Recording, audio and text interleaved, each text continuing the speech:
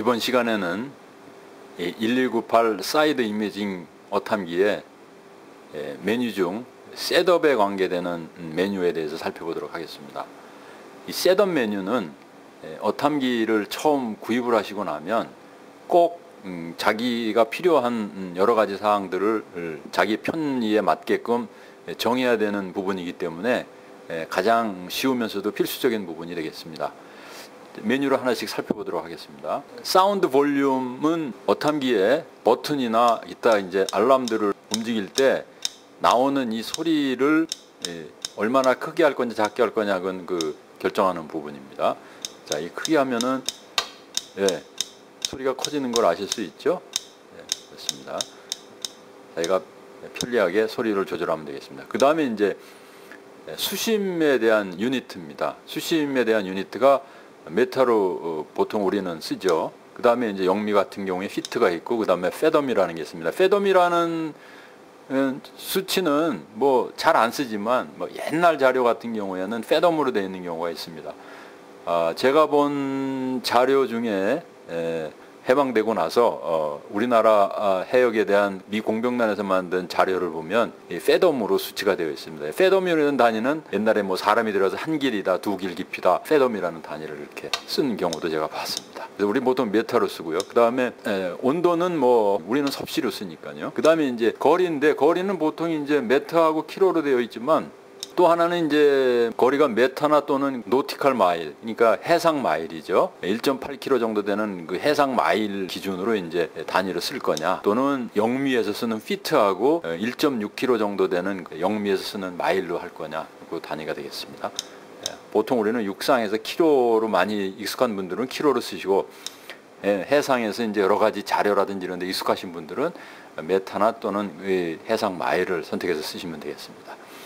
그 다음에 이제 스피드도 마찬가지로 킬로미터 퍼 아워로 들 수도 있고 마일 퍼 아워로 달 수도 있고, 그 다음에 노트 단위로 왔습니다. 여기 이제 위에 있는 단위를 만약에 이제 이 메타하고 해상 마일로 쓰는 경우에 뭐 1시간에 1마일 달리는 속도가 노트이기 때문에 1노트이기 때문에 이렇게 유니트 디스턴스하고 스피드는 두 개를 쌍을 맞춰서 이렇게 쓰시면 되겠습니다. 킬로로 쓰면은 이제 보통 이것도 킬로로 쓰고요. 그 다음에 유저 모드가 노멀 모드가 있고 어드밴스드 모드가 있는데, 노멀 모드로 하면은 여러 가지 고급 기능들이 안 보입니다. 요거는 이제 아직 숙달되지 않은 사용자가 어탐기를 막 만지다가 자기의 중요한 트랙 데이터라든지 이런 데이터를 딜리트 한다든지 실수로 그런 경우를 방지하기 위해서 노멀 모드로 놓으면 이제 삭제라든지 이런 기능들이 안 보입니다. 그래서 실수로 이제 그런 걸 할까봐. 그래서 보통은 이제 숙달되신 다음에는 어드밴스드 모드로 놓고 쓰시면 되고요. 랭귀지는 이제 우리는 이제 영어로 보통 쓰지만 한글 버전 어탐기인 경우에는 여기 한글하고 중국어, 일본어 이렇게 인터내셔널 버전이 나오게끔 되겠습니다. 트림 록 리셋은 트림 록이라는 게 이제 이 어탐기를 처음 구매를 하셔가지고 파워를 켜고 GPS를 연결해서 이제 운행을 하시게 되면 운행된 시간서부터 거리를 얼마를 다녔는지, 운행 시간이 몇 시간이냐 이런 통계가 여기 남습니다. 그런 통계를 갖다가 리셋을 시켜가지고 새로 어느 시점서부터 새로 기록을 하고 싶을 때 요 리셋을 하시면 되겠습니다. 그래서 우리 자동차의 주행 기록계를 중간중간에 버튼을 눌러서 리셋 시키는 거하고 똑같은 기능이라고 보시면 되겠습니다. 그 다음에 이제 이거는 이것저것 셋업을 만지시다가 뭐가 뭔지 뭐 밖에서 잘 모르겠다, 이럴 경우에 이제 리스토어 디폴트를 하면 원래 공장에서 출고된 형태대로 바뀌게 됩니다. 이게 바꿔놓고 이제 셋업을 하시면 되겠습니다. 그래서 요거는 뭐 셋업하는 걸 연습하실 때 이렇게 하셔도 되고요. 기록을 얻다 해놓으신 다음에 이렇게 해서 다시 자기가 세팅하는 걸 숙달을 시키시면 되겠습니다.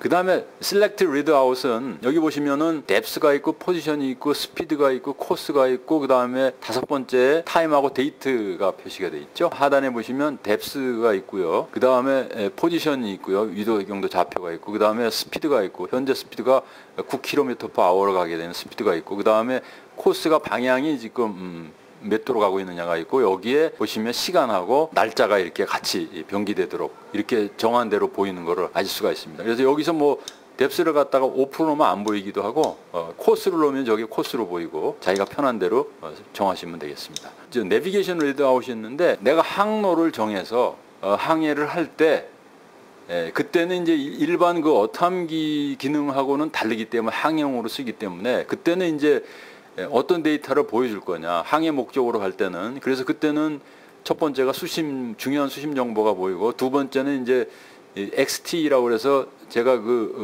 이 루트를 정하게 되면 그 경로 양옆으로 버퍼 에어리어가 있다고 그랬죠. 거기서 얼마나 벗어나느냐 하는 그 차이를 보여주는 게 있고, 그 다음에 속도가 있고, 그 다음에 베어링 앵글이 있고, 시간과 날짜가 보이게끔 되어 있습니다. 제가 지금 여기에 정해놓은 루트가 몇 개 있습니다. 그 중에서 하나를 선택을 해서 한번 항해하는 걸 예를 들어 보겠습니다.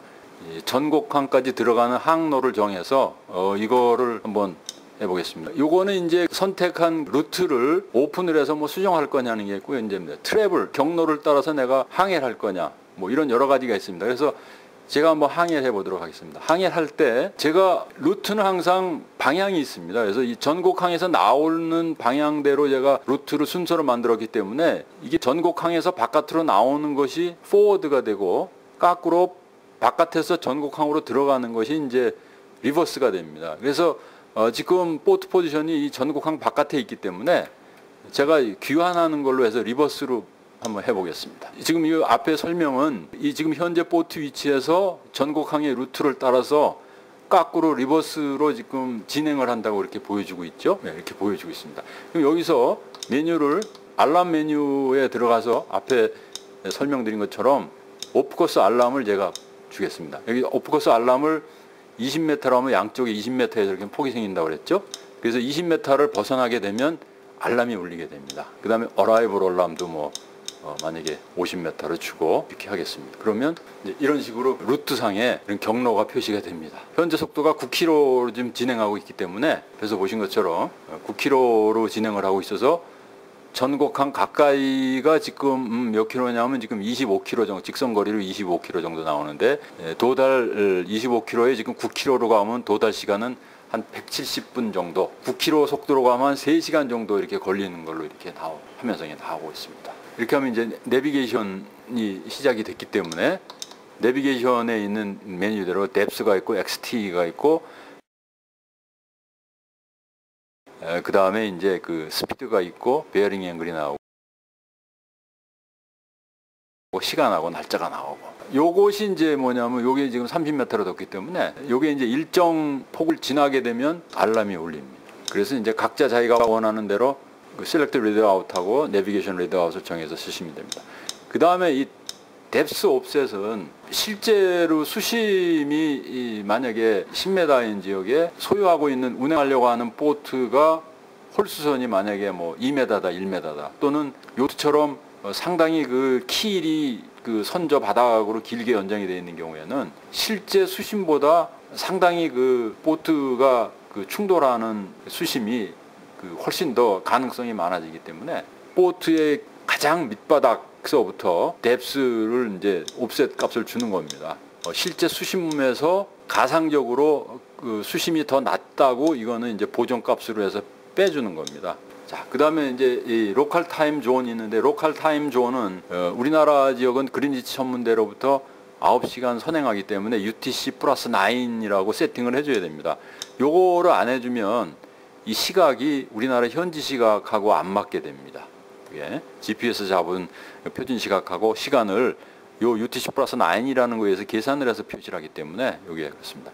그 다음에 데일라이트 세이빙 타임은 썸머 타임제를 실시하는 나라냐 아니냐에 따라서 요거는 온으로 할 거냐 오프로 할 거냐 이렇게 결정을 하시면 되겠습니다. 우리나라는 지금 썸머 타임제를 안 쓰기 때문에 오프로 놓으면 됩니다. 그 다음에 이제 이 좌표 표시하는 그 공식인데요. 좌표 표시하는 공식이 도하고 그러니까 몇 도 무슨 점 몇 분, 이게 도분으로만 표시하는 게 이제 일반적으로 많이 쓰는 경우입니다. 왜냐면 이렇게 쓰면 대략적으로 우리나라에 어느 위치인지 수치만 보고도 많이 알 수가 있기 때문입니다. 근데 이제 좀 더 정확하게는 이게 도분초로 나타내면 좋은데, 도분초 3개까지 나타내면 이제 번잡하기 때문에 보통 실질적으로는 우리나라에서는 이제 도분으로 많이 나타내고요. 그 다음에 이제 뭐 도루만으로 나타날 수 있는데, 뭐 126점 몇몇몇 도 그러면 소수점 이하 숫자가 너무 많아서 대략 그 지점이 어느 위치인지 알기가 어렵습니다. 그래서 통상적으로 우리가 이제 도분으로 씁니다. 요거는 또 그 어초 좌표나 이런 것들을 입술하셨을 때 이 표기 방법이 어떤 식으로 어초 좌표가 되어 있는지에 따라서 입력을 하실 때 이 포지션 포맷을 맞춰놓고 입력을 하셔야 됩니다. 왜냐하면 60진법이기 때문에 도수는. 그래서 도로만 되어 있는 거를 도분으로 이렇게 잘못 집어넣어도 에러가 나게 되고요. 도분으로만 되어 있는 거를 이 뒷자리에 있는 숫자를 도분초로 착각을 하셔가지고 도분초 이런 식으로 포맷을 놓고 입력을 하셔도 착오가 나게 됩니다. 이 포맷들은 실제 자기가 가지고 있는 데이터 형태에 따라서 맞춰놓고 입력을 하시든지 이렇게 화면에 보셔서 비교를 하시면 되겠습니다. 그 다음에 타임 포맷은 뭐 24시간 단위로 되어 있느냐 12시간 단위로 되어 있느냐 정하면 되는 거고요. 날짜도 보통은 뭐 우리나라에서만 쓰는 연, 월, 일 순으로 이렇게 되어 있는 경우도 있고 그 영미 기준으로 일, 월, 연 이런 식으로 표시가 되어 있는 경우도 있고 몇 월, 며칠, 몇 년 이렇게 표시하는 표준 방법도 있고 그래서 보통 우리나라는 이렇게 일상적인 표기 방법이기 때문에 이렇게 표시를 해놓고 쓰면 이제 편리하겠습니다. 그 다음에 이제 디짓 포맷인데 요 밑에 보면 숫자가 라지 텐트로 되어 있는 경우는 소수점 밑에도 앞에 있는 거하고 큰 글씨로 되어 있습니다. 그래서 요거를 노 텐트로 하면은 소수점 밑에를 다 삭제해 버리는 거고요. 요거는 스몰 텐스로 하면 소수점 밑에를 이렇게 작은 글씨로 보여주는 겁니다. 작은 글씨로 보여줘서 시인성이 앞에 있는 거에다 몇 점 몇 하고 이제 하는 건데 이거는 뭐 개인적인 자기 편의나 그 선호도에 따라서 결정할 문제이기 때문에 이거는 뭐 해답이 자기가 이제 결정을 하시면 되겠습니다. 그 다음에 이제 NMEA 아웃풋인 경우에는 어탐기에 연결되어 있는 외장 GPS 안테나인 경우에 그 안테나 선에 보면 한 뼘짜리 선이 하나 또 나와 있습니다. 고무로 막혀져 있는 선 자락이 있는데 그 부분이 이제 이 NMEA 단자입니다. 아웃풋 단자인데 그래서 그 NMEA 아웃풋 단자로 신호를 출력을 할 거냐 또는 하지 말 거냐 기본이 하지 않는 건데 하지 말 거냐 안 할 거냐를 이제 결정을 하는 겁니다. 자동항법 장치를 연결을 한다든지 그랬을 때 NMEA 이 출력 단자를 통해서 이제 자동항법 장치하고 연결을 하게 되는데 그렇게 될 때 이제 요 NMEA 아웃풋 단자를 ON으로 시켜놓고 연결을 해서 쓰시면 되겠습니다. 소나는 소나 데이터인데 이건 소나 데이터를 오프로 놓으면 수심이 안 읽힙니다. 그러니까 이거는 뭐 장거리로 보트를 타고 이동을 하실 때 소나를 오프로 놓고 그냥 수심 같은 거 이런 거 안 읽고 그냥 이 차트 플로트 기능만 이용해서 이동을 할 때 그때 필요성이 있을 때 이제 소나를 이게 오프로 놓고 쓰시면 되겠습니다. 이렇게. 그 다음에 이제 데몬스트레이션 화면이 이제 보이게 할 거냐 안 보이게 할 거냐 이런 거고요. 그 다음에 이제 비디오 아웃풋은 요 1198 시리즈 같은 경우 보면 뒤에 비디오 출력 단자가 있습니다. 그 비디오 출력 단자를 통해서 외부에 있는 그 TV하고 연결을 해서 지금 화면에 나오는 내용을 TV 단자로 그대로 보여줄 수가 있는데 그때 그 출력 단자로 신호를 내보낼 거냐 내보내지 않을 거냐 또 NTSC로 보낼 거냐 PAL로 보낼 거냐 이렇게 결정을 하시면 되겠습니다. 그래서 지금까지 그 이 셋업의 메뉴에 대해서 설명드렸는데요. 가장 어탐기를 사시고 제일 먼저 손봐야 되는 부분이 이제 이 셋업 부분이기 때문에 셋업 부분에서 정확하게 여러 가지 기능들을 어떻게 셋업을 해야 되는지를 한번 그 되새겨 보시고 자기 어탐기를 그렇게 세팅을 하시면 되겠습니다. 제일 먼저 이제 기본적으로 해야 되는 게 이제 수심, 그 다음에 온도, 그 다음에 거리, 스피드, 그 다음에 이제 유저 모드 어드밴스드 넣을 거냐, 그 다음에 이 타임존을 꼭 UTC 플러스 9존으로 맞춰야지만 우리 현지 시각으로 정확하게 시간이 맞는다는 거 이렇게 보시면 되겠습니다. 그 다음에 포지션 포맷을 자기가 가지고 있는 데이터나 많이 보는 포맷으로 이렇게 포맷을 맞춰놔야 정확하게 자료들 가지고 비교를 한다는 거. 나머지는 뭐 자기 필요에 따라서 세팅하면 되는 문제고요. 요 몇 가지 사항들이 어탐기를 사시면 제일 먼저 해야 되는 그런 셋업이 되겠습니다. 자, 이상으로 셋업에 관한 설명을 마치겠습니다.